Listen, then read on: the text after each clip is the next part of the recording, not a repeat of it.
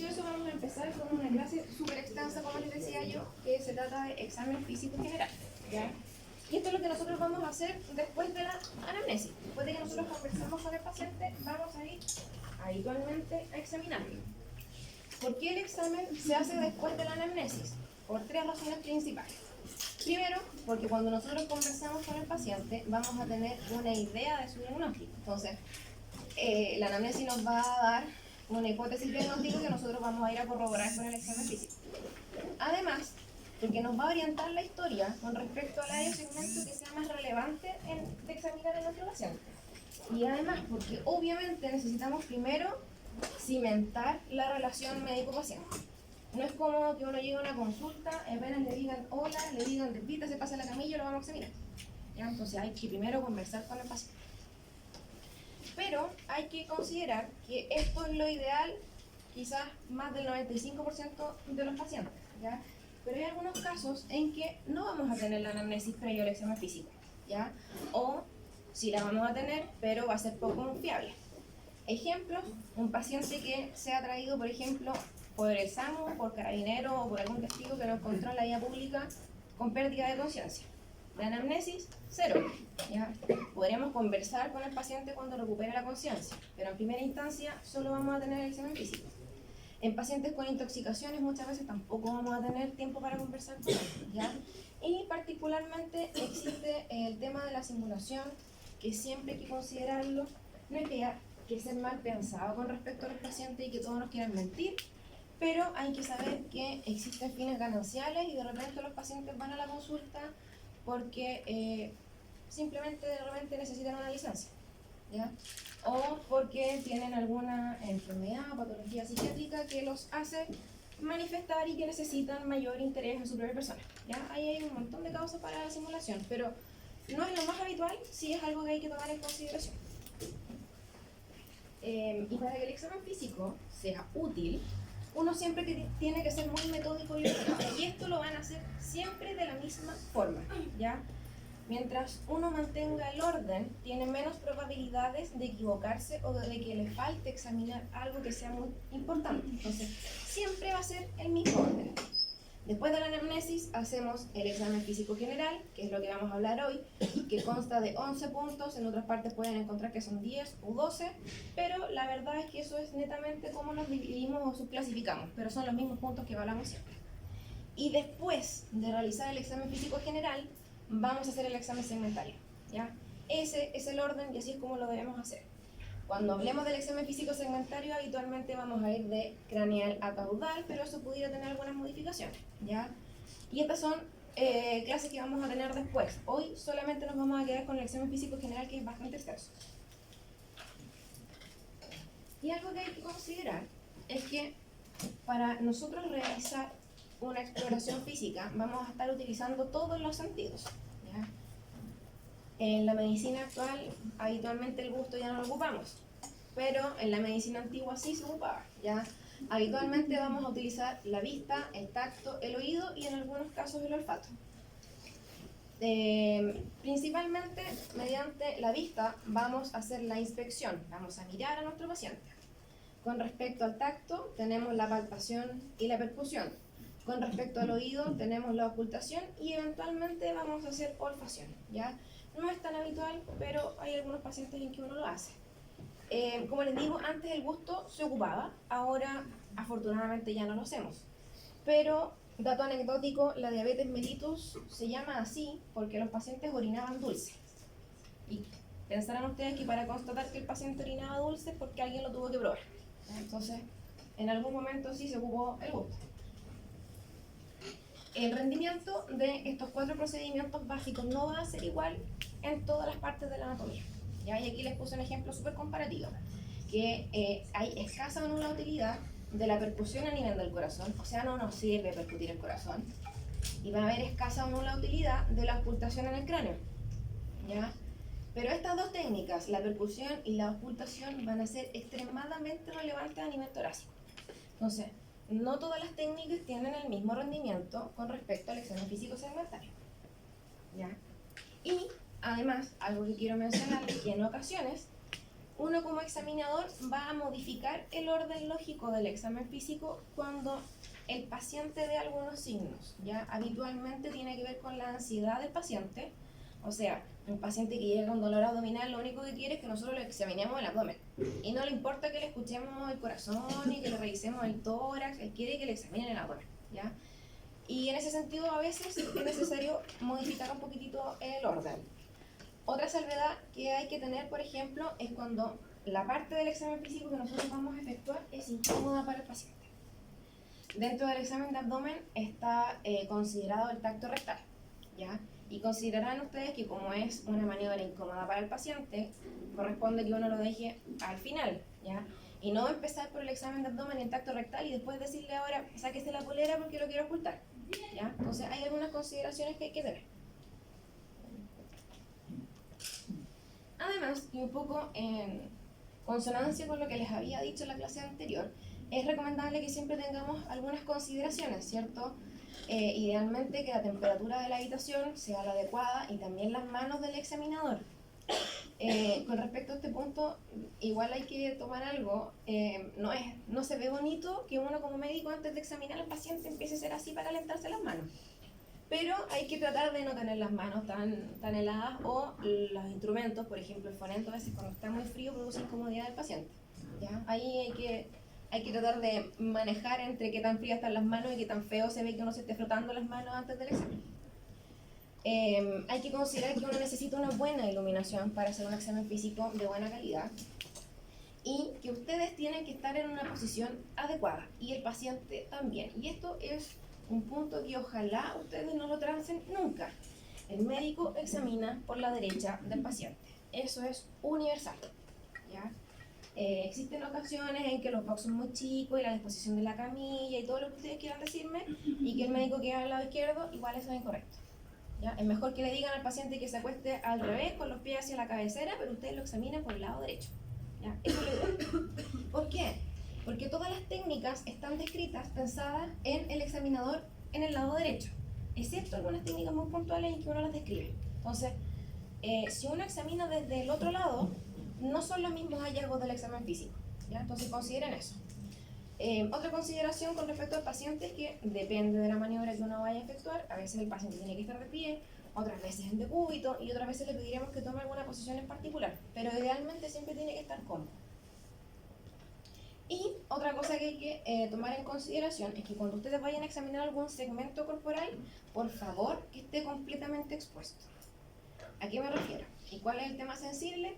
Cuando uno hace exploración de abdomen. El abdomen incluye las regiones inguinales y muchas veces para no incomodar al paciente uno no lo descubre y no hace el examen físico completo, lo que es incorrecto, ¿ya? ¿Qué es lo que uno debiera hacer? Si bien hay que examinar el abdomen y exponerlo en su totalidad, uno puede guardar cierto recato, ¿cierto? Para las partes que para el paciente representan mayor pudor. Entonces, puedo yo ponerle quizás la sabanilla a nivel pubiano, ¿cierto? Examinar el abdomen y cuando yo necesite explorar las ingles, yo ahí recién lo destapo, ¿ya? Pero expongan la zona completa. Es incorrecto también cuando uno, por ejemplo, hace examen torácico y oculta a nivel pulmonar, que no le levante nomás la polera o el chaleco al paciente, ¿ya? Uno debiera descubrirlo en su totalidad. Primero, la inspección, que era la primera técnica que yo les dije que uno hacía. Empieza desde que uno llama al paciente y lo saluda y lo invita a entrar. O desde que uno entra a la sala del paciente hospitalizado y ve cuál es el paciente que va a evaluar, ya desde el primer momento. Y se mantiene durante toda la entrevista, pero ojo, sin intimidar al paciente. No es que uno lo esté mirando todo el rato fijamente y que no pierda la vista de él. No, pero uno tiene que fijarse en todo lo que hace el paciente, en su actitud, ¿cierto? En su postura, en cómo es vestido, en cómo se comunica, en todo, ¿ya? Y eso va desde el principio. Pero uno, además de esta inspección general, hace una inspección dirigida, cuando uno va viendo segmento por segmento, ¿ya? Y ahí es necesario que uno lo haga en mayor detalle, que sea bastante minucioso y como les decía yo anteriormente, hay que exponer la zona que uno va a examinar. Pero en ocasiones, no solamente basta con nuestra vista, ¿ya? Y hay algunas consideraciones, por ejemplo, con respecto a la necesidad de instrumentos, ¿ya? Cuando yo voy a evaluar el reflejo pupilar de mi paciente, obviamente necesito una fuente de luz, Entonces necesitaré apoyarme con una linterna. Cuando yo quiero verle la faringe al paciente, bueno, es un poco difícil de ver a simple vista y necesitaré una luz, pero además, si yo quiero ver el fondo, necesitaré un bajalengua, ¿ya? Si yo quiero examinarle el tímpano a mi paciente o el conducto auditivo, necesitaré un otoscopio, ¿ya? Si bien sigue siendo inspección, yo estoy utilizando alguna otra herramienta. Cuando yo quiero hacer un examen ginecológico y evaluar la vagina y el cervix, voy a necesitar un espéculo. Y cuando yo quiero ver solamente el recto, por ejemplo, yo puedo ocupar un rectoscopio. Habitualmente son rectoscopios rígidos y no es equivalente a la colonoscopía, si es que alguien conoce el concepto por ahí, ¿ya? Esto netamente es como un tubo metálico con algunas partes transparentes, ahora ya probablemente las hacen todas de acrílico, que uno lo introduce por el recto del paciente y con el propio ojo de uno mira hacia adentro, ¿ya? Entonces son técnicas que nos ayudan un poquitito con el tema de la inspección. Con respecto a la palpación, aquí ustedes van a utilizar sus manos para examinar al paciente, pero siempre por favor con delicadeza, ¿ya? La idea no es generarle más dolor al paciente. Y vamos a verificar algunos hallazgos que vimos primero en la inspección. Ya, si ustedes evalúan a un paciente, ejemplo, están viéndole el abdomen y ven que el abdomen tiene un aumento de volumen, alguna masa o alguna tumoración, primero lo ven y después van a ir a caracterizarlo mediante la palpación, ¿ya? A eso se refiere. Y además nos va a servir porque nos va a dar información de algunas zonas dolorosas que el paciente quizás no nos había mencionado. Particularmente a nivel del abdomen podemos constatar la presencia de rigidez muscular o resistencia muscular. Como les hablaba yo de la presencia de masas, eventualmente podemos percatarnos de pulsaciones que no debieran estar ahí, de variaciones de la temperatura y un montón de otras cosas que podemos palpar, ¿ya? ¿Qué vamos a utilizar para palpar? Depende. Podemos utilizar los pulpejos, podemos utilizar la superficie palmar, la superficie dorsal e incluso el borde de las manos. ¿Qué parte de las manos vamos a ocupar? Depende de lo que vayamos a examinar, ¿ya? Y también depende mucho de la costumbre que uno tenga para examinar a los pacientes. Y aquí les puse los dos tipos de palpación que existen, la superficial y la profunda. Esto está más que nada hablando del examen abdominal puntualmente, ¿ya? La palpación superficial corresponde a cuando uno ejerce una presión mínima que permite obtener la información deseada. Pensando en el abdomen, entonces uno quiere detallar si hay alguna alteración a nivel de la piel, a nivel del subcutáneo, ¿cierto? Pero no más profundo que eso. Sirve como un acercamiento inicial, porque a nadie le gusta que uno le produzca una presión terrible que le cause un dolor en primera instancia, ¿ya? Entonces, para que el paciente empiece a sentirse un poco cómodo. La idea es evitar molestias innecesarias. Por ejemplo, si su paciente está demasiado sensible, obviamente que uno tiene que empezar con una presión que sea mucho más leve y no hacerlo sufrir, ¿ya? Y además permite identificar con mayor detalle la presencia de zonas dolorosas. Para el detalle es mucho mejor la palpación superficial. Por otro lado, la palpación profunda, aquí vamos a ejercer mucha mayor presión. En ocasiones con una mano es insuficiente, porque cuando uno ejerce mucha presión con los pulpejos, tiende a perder la sensibilidad. Y a eso apunta esto, que en ocasiones necesitan utilizar las dos manos. Y eso hace referencia de que hay una mano que es la que va a palpar, la que está en contacto con el paciente, y la otra mano, habitualmente la no dominante, va a empujar a la primera mano. ¿Ya? A eso se refiere con el tema de la presión de la mano que siente y la mano que empuja. La palpación profunda es útil para caracterizar particularmente vísceras y masas profundas, ¿ya? Y en ocasiones puede requerir que su paciente les colabore, por ejemplo, cuando ustedes quieran palpar el hígado, ¿ya? Para eso ustedes tienen que pedirle al paciente que inspire profundo, porque si no es muy difícil que uno logre palpar el hígado. Y estas son unas imágenes. Existe la palpación monomanual y la palpación bimanual, y eso netamente si uno ocupa una o las dos manos, ¿ya? Una mano es casi autoexplicativo. Cuando uno ocupa la palpación bimanual, en general hay dos técnicas. Una que ocupa uno las dos manos en su conjunto, una al lado de la otra o una encima de la otra. Y existe otra técnica en que uno ocupa una mano por encima y otra mano por debajo del paciente. Habitualmente este tipo de técnica la vamos a utilizar nosotros cuando queremos palpar riñones, ¿ya? Y ahí uno lo que pretende es con una mano por debajo del paciente a nivel del flanco y por otra mano por encima, ¿cierto? Producir cierta presión en forma tanto anterior como posterior para lograr encontrar el riñón y el paciente siente que uno lo pellizca el riñón, ¿ya? Pero esa es la técnica que uno ocupa habitualmente. Con respecto a la tercera técnica, que es la percusión, ¿ya? Esto consiste en efectuar pequeños golpes, pero graduados, ¿ya? Siempre controlados, en distintos segmentos corporales.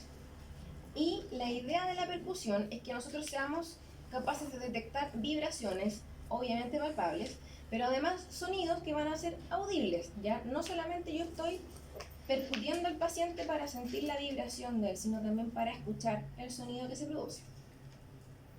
Y en la antigüedad, el primer método de percusión que se utilizaba era la percusión directa, que está ahí en la fotografía. A nivel de tórax es mucho más fácil de explicar, ¿ya? El examinador lo que hacía directamente era con sus dedos golpear el tórax del paciente, ¿ya? Pueden ser con 4 dedos, pueden ser con 3 dedos, ahí va un poquitito variando con respecto a la técnica que uno más le acomode, ¿ya? Pero esta técnica no es la que uno ocupa con regularidad. La que nosotros habitualmente utilizamos es esta, la percusión inmediata, que ocupamos las dos manos, ¿ya? Hay una mano que habitualmente es la no dominante, que toma contacto con el paciente, y la mano dominante es la que va a ejercer la percusión. Y acá les tengo una imagen, ¿ya? Esto es como un muslo de un paciente para que ustedes puedan hacer la práctica con ustedes mismos. Existe algo que se llama el dedo plexímetro, que corresponde al dedo que toma contacto con el paciente. Ustedes ponen la mano ahí. Y existe lo que se llama el dedo percutiente, que es el dedo que va a golpear. Habitualmente uno golpea en su estructura ósea, ¿cierto?, contra alguna estructura particular del paciente. Depende si es tórax, depende si es abdomen, siempre depende de qué es lo que vamos a percutir. Algo que les quiero mencionar, porque cuesta un montón cuando uno empieza a percutir, no suena nada, no les extrañen, ¿ya? A todos nos pasó que al principio no nos sonaba la percusión. Esto de acá, si se fijan, ese ángulo de la muñeca es súper importante, ¿ya?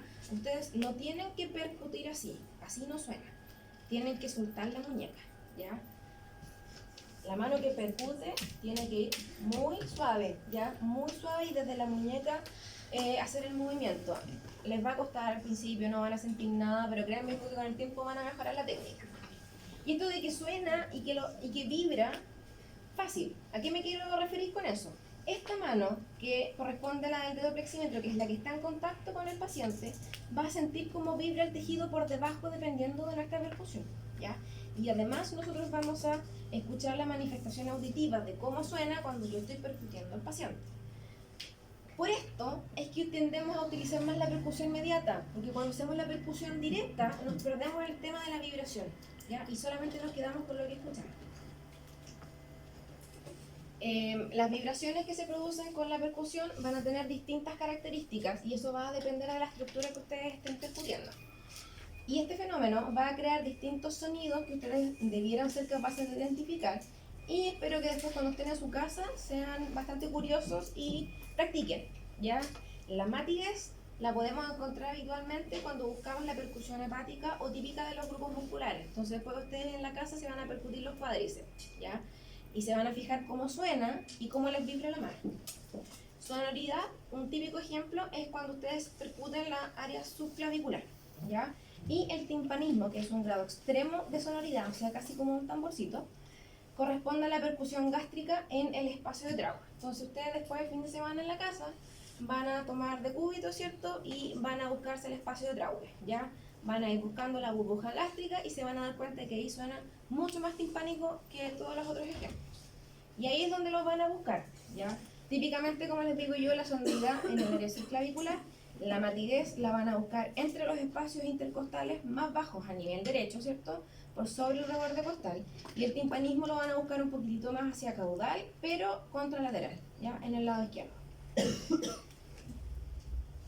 Con respecto a la auscultación, ¿ya?, y eso es algo que nos caracteriza mucho a los médicos, que siempre andamos poniendo colgando, corresponde a la exploración física a través de la audición, y existen distintos tipos, pero en general ya no ocupamos los dos tipos.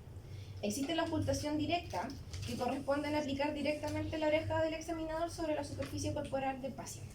Esto es lo que hacían los médicos antiguos, que andaban con un maletín con un montón de instrumentos, pero además andaban trayendo un pañuelo.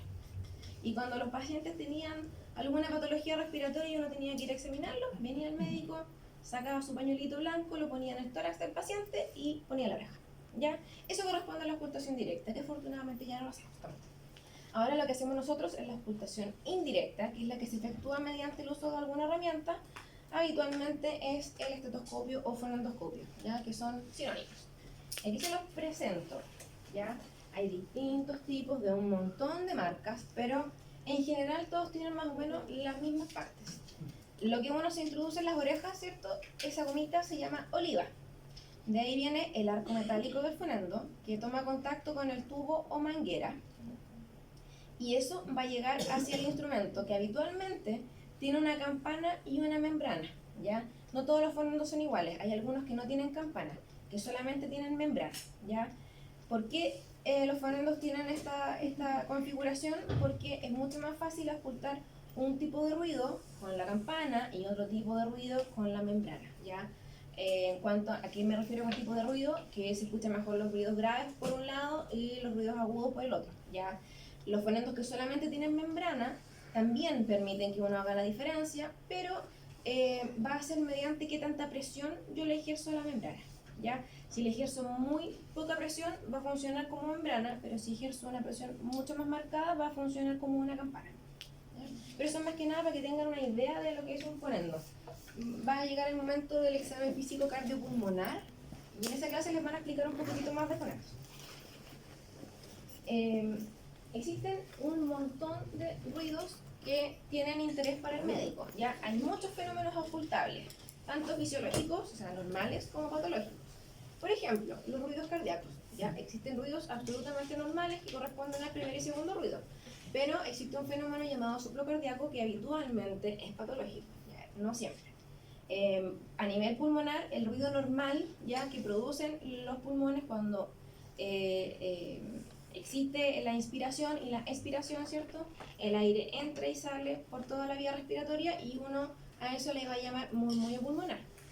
Un ruido patológico en este caso serían las sibilancias que se producen, ¿cierto?, por obstrucción de la vía aérea baja, ¿ya? Y también están los ruidos hidroaéreos, que son estos ruidos gastrointestinales, ¿cierto?, que conocen claramente, me imagino, gracias al glosario, ¿ya? Esas son un poquitito las técnicas que vamos a ocupar para todo el examen físico, ¿ya? Y ahora vamos a hablar del examen físico general, que es de lo que se trata la clase de hoy. En esta parte de la evaluación, ya, ustedes van a evaluar, como les explicaba yo, habitualmente 11 puntos, pero pueden ser 10 o pueden ser 12, dependiendo si uno junta uno con otro, ¿ya? Pero a fin de cuentas, este es el orden que vamos a hacer siempre. Y por favor, esta diapositiva es súper importante, apréndansela. Este es el orden en el que ustedes van a hacer el examen físico general siempre, desde que empiecen sus prácticas hasta que ya dejen de ejercer la medicina, toda la vida, esto lo van a hacer así, ¿ya? Y ahora vamos a ver punto por punto. Primero, corresponde que uno evalúe la posición del paciente, sea de pie o de cúbito, ¿ya?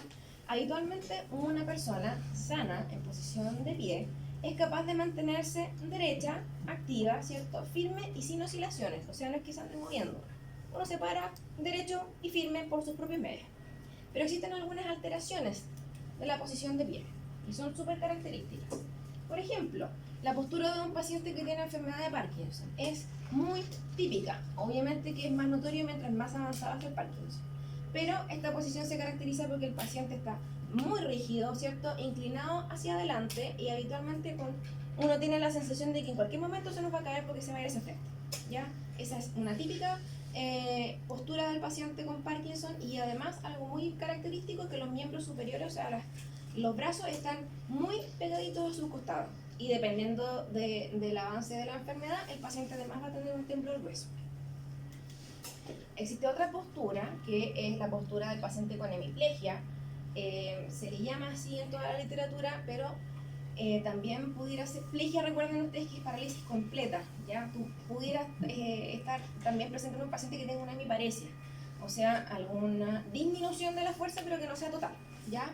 Y este tipo de postura se caracteriza porque obviamente es asimétrica y el lado pléjico o el lado parésico, ¿ya? El paciente va a tener la extremidad superior habitualmente muy pegadita al costado, ¿ya? El brazo va a estar en semiflexión con la mano en posición prona, ¿ya? Y a nivel de las piernas, típicamente la pierna pléjica va a estar un poquitito más flectada, ¿ya? Dependiendo del paciente, puede que sea capaz de caminar o puede que no, ¿ya? Y habitualmente cuando son capaces de caminar utilizan algún bastón como apoyo. Existe también la llamada postura del paciente con ataxia, que es cuando hay ya aquí problemas del equilibrio, ¿cierto? Habitualmente problemas a nivel cerebeloso.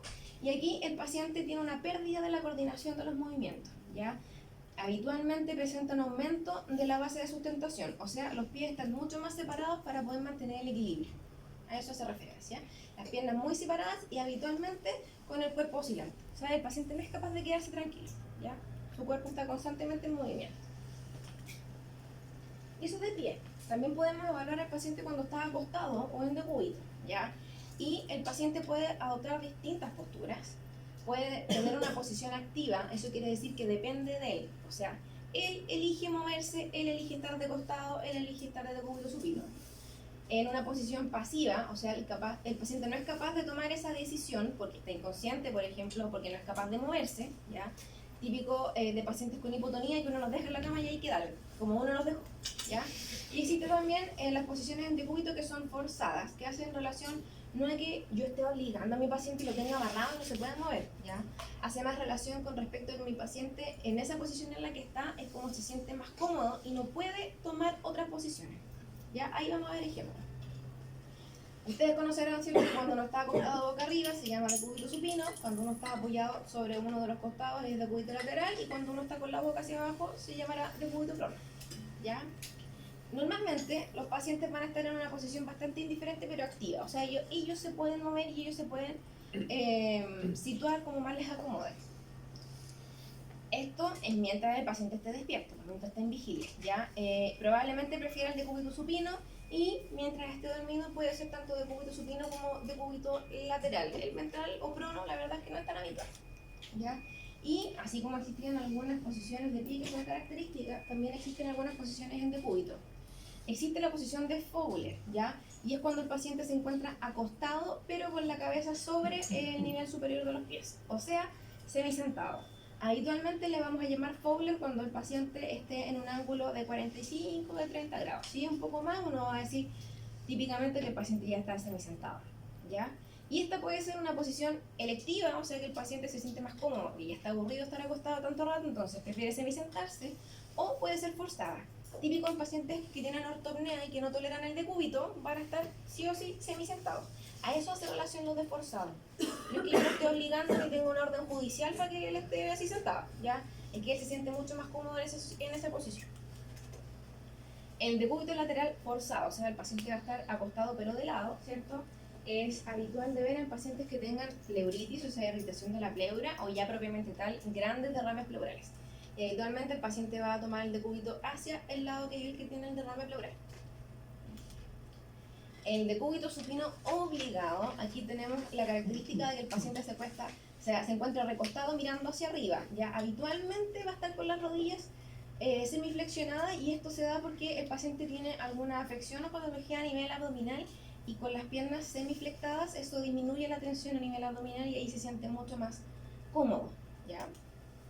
Está la posición en gatillo, que afortunadamente no se ve tanto, y se ve lamentablemente sí más en edad pediátrica que en edad adulta, y corresponde a un paciente que está típicamente en decúbito lateral, con las piernas semiflectadas lo más cerca del abdomen o del pecho posible, y la cabeza en hiperextensión, así como una posición fetal, pero con la cabeza extendida hacia atrás, ¿ya?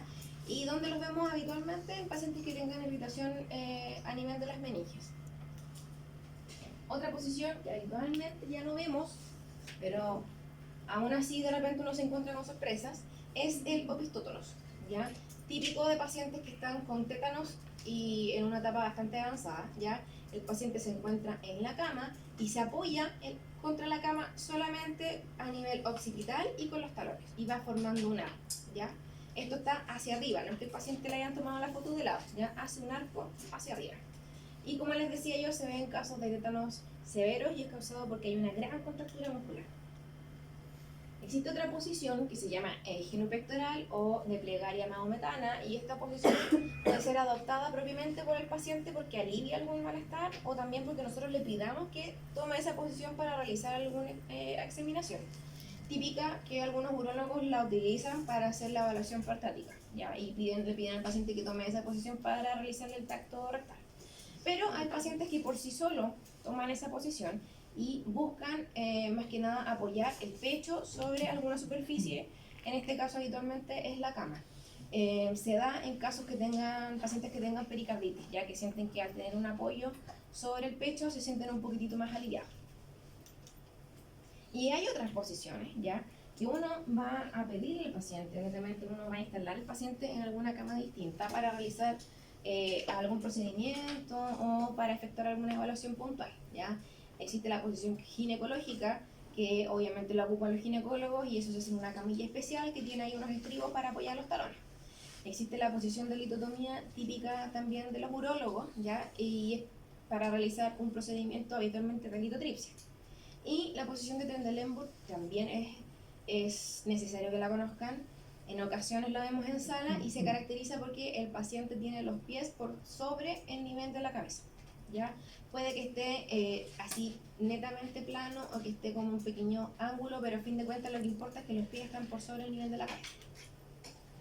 Y eso con respecto al primer punto que corresponde a la marcha, o sea, a la posición. Ahora vamos a hablar de la marcha o ambulación, ¿ya? Y este es un tema que a los alumnos les complica bastante porque les da vergüenza decirle al paciente que se levante y camine, ¿ya? Pero es una mala costumbre. Uno tiene que evaluarlo siempre que el paciente no tenga alguna imposibilidad para deambular, ¿ya? O sea, uno siempre debería pedirle al paciente que por favor se levante para ver cómo está en posición de pie, ¿cierto? Y que dé algunos pasos para evaluar la marcha. Lo normal es que una persona camine siempre en forma activa, con control de todos sus movimientos, que tenga una coordinación adecuada, que tenga un movimiento oscilante de los brazos, ¿cierto? Y que sea bastante regular con respecto al largo de los pasos y que mantenga una estabilidad, o sea, que no se ande tambaleando por todos lados, ¿ya? Y también hay algunas alteraciones que son típicas. Por ejemplo, la marcha parkinsoniana, ¿ya? Y si se fijan, este paciente tiene la posición del Parkinson que yo les explicaba, inclinado hacia adelante, ¿cierto? Con pinta como que se nos va a caer, con los brazos bien cercanos al cuerpo y en este caso tiene un temblor súper notorio en las manos, ¿ya? Y la marcha parkinsoniana se caracteriza por eso, por pequeños pasos, muy pequeños, uno frente al otro y el paciente aparenta que está en constante riesgo de perder la estabilidad, o sea, uno siente que en cualquier momento se va a caer. La marcha atáxica o tabética, en este tipo de marcha típicamente tenemos un paciente con mucha inestabilidad, ¿ya? Una gran base de sustentación, o sea, si ustedes se fijan en algunos momentos el paciente como que trata de caminar con las piernas un poco más separadas para no perder la estabilidad, ¿cierto?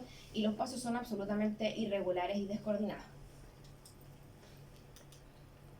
La marcha del hemipléjico, también conocida como marcha encegador, es de un paciente, como les explicaba yo, con hemiplegia o con hemiparesia, ¿ya?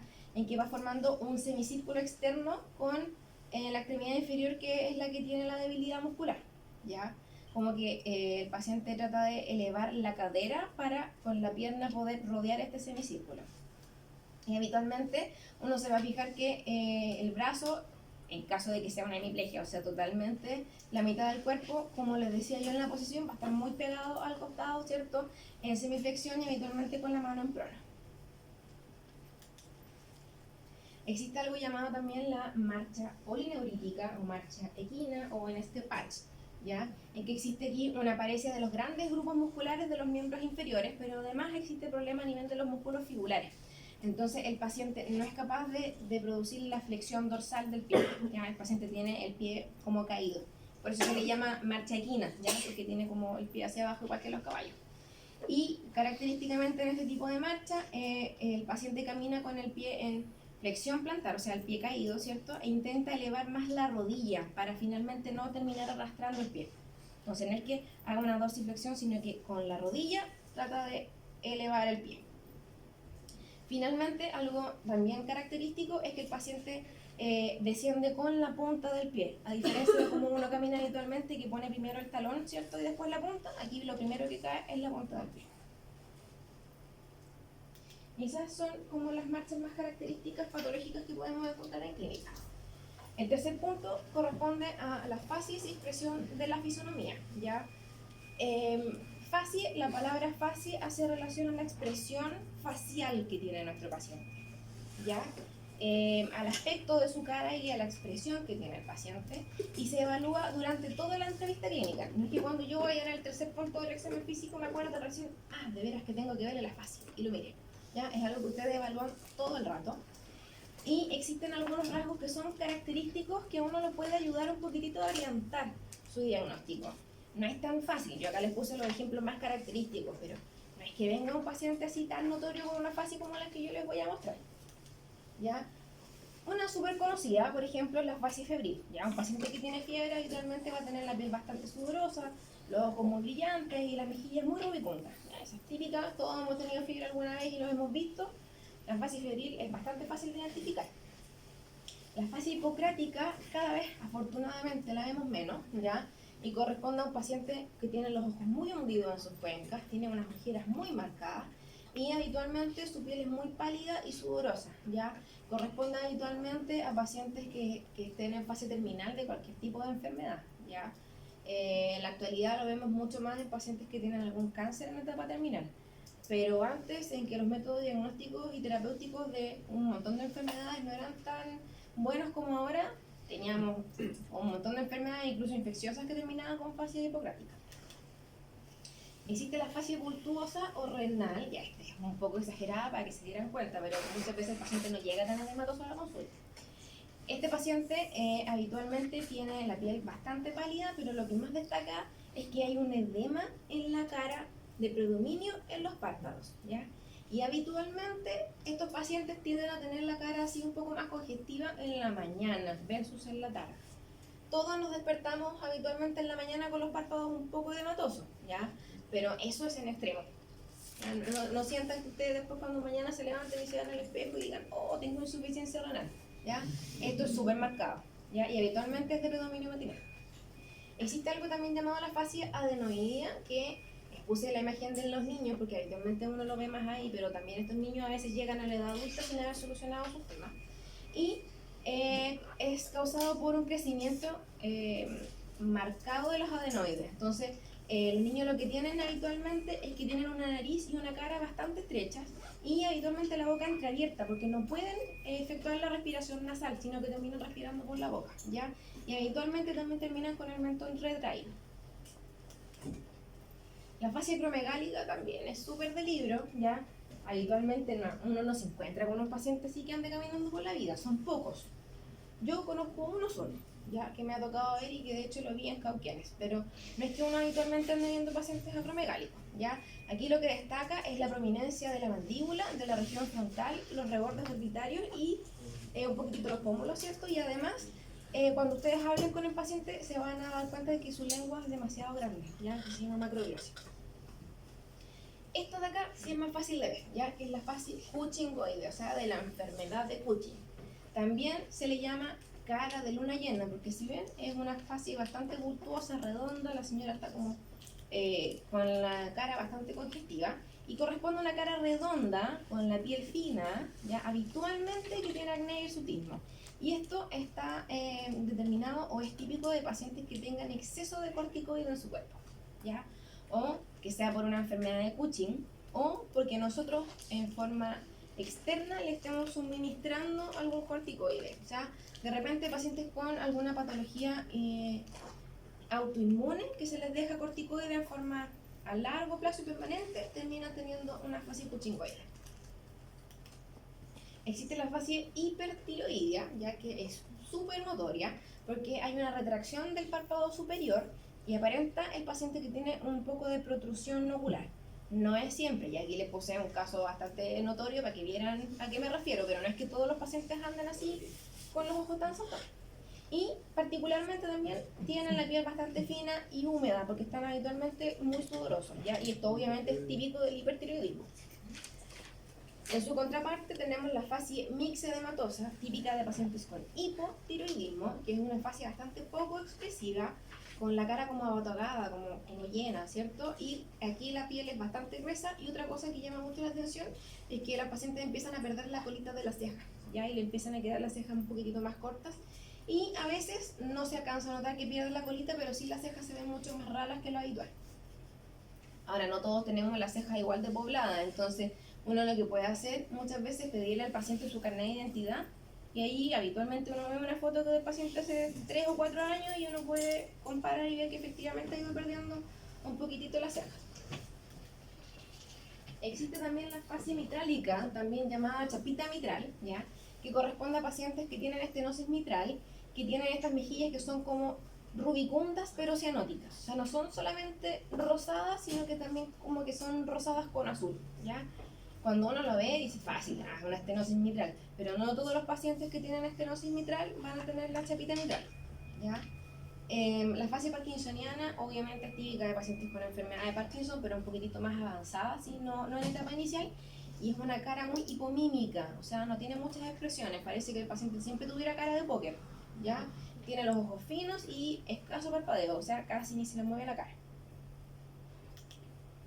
Y tenemos las últimas fases que les quiero mostrar, son características, la fase lúpica, obviamente de pacientes que tengan lupus eritematoso sistémico, mucho más común en mujeres que en hombres porque esta enfermedad se da mucho más en mujeres que en hombres.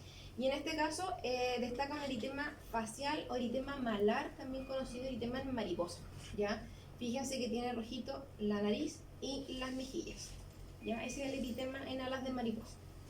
Y la fase esclerodérmica, que también corresponde a una enfermedad del grupo de las enfermedades reumatológicas, ¿cierto? Es la esclerodermia. Aquí el paciente se caracteriza por tener una cara con la piel un poco estirada, o sea, un paciente que le cuesta expresarse, pero no porque no quieran, sino que porque su piel está muy tirante, ¿ya? Y es típico que tengan la boca con estos pliegues un poquitito radiados, ¿ya? El paciente se caracteriza porque su piel empieza a estar mucho más esclerótica, mucho más rígida y ya empieza a perder la movilidad, no solamente a nivel facial, sino que a nivel de otras estructuras del cuerpo. Pero como que, para que tengan una idea, como que su expresión un poco queda encerrada en esta cara que no tiene la capacidad de moverse, ¿ya? Y esos pliegues radiados a nivel de la boca son bastante típicos. Y eso es lo que quiero comentarles, al menos por la primera parte de la clase, porque vamos a seguir con el examen mental, que es un poquitito más denso. Entonces quiero que ahora vayan, se den un pequeño recreo, relajo.